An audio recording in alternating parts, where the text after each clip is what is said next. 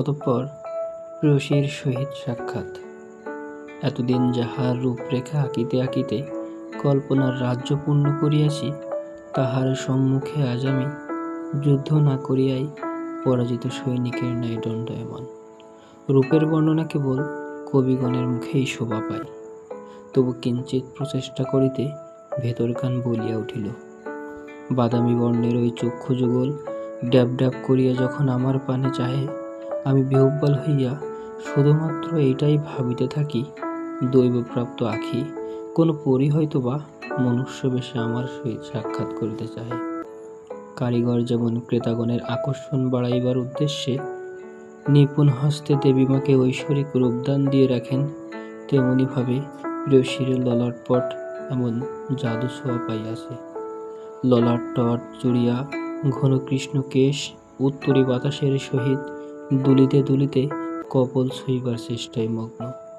অরূপের মহিমায় মহিমান্বিত হইয়া প্রকৃতিও তাহার সান্নিধ্য চাহে। গোধূলি দেখিবার অভিপ্রায়ে অনেকেই হয়তোবা অপেক্ষার প্রহর গোনেন, তবে যাহারা প্রেয়সীর রূপখানা কিঞ্চিত দেখিবার সুযোগ পাইয়াছেন, তাহারা বোধ হয় গোধূলির মায়ায় মগ্ন থাকিবেন না। দোলা বৌদি, তুমি জানিলে হয়তো আমাকে কিঞ্চিত পাগল ভাবিতে কার্পণ্য করিবে না।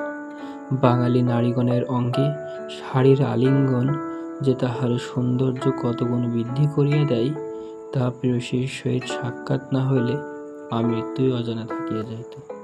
তাহার কঞ্চির ন্যায় সরু দুখানা বাহুপানে কতবারই যে দৃষ্টিপাত করিয়াছি, তাহার সঠিক হিসাব করিতে গেলে স্বয়ং পণ্ডিতের সান্নিধ্যে যাইতে হইবে।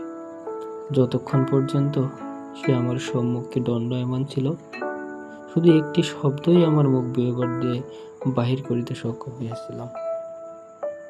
কখন পৌঁছালেন? কিয়ৎকাল চুপ করিয়া থাকার পরে ভ্রুক্ষেপ করিয়া বলিয়া উঠিলেন, ঢাকা শহরের ব্যস্ততা বুঝি আর শেষ হইবে না। তিনি আসলে কিসের ইঙ্গিত দিতে চাহিলেন, তা বুঝিতে আমার বিন্দুমাত্র দেরি হইল না। সেদিনের প্রস্থানের পর 5টি বৎসর অতিবাহিত হইয়া গেল।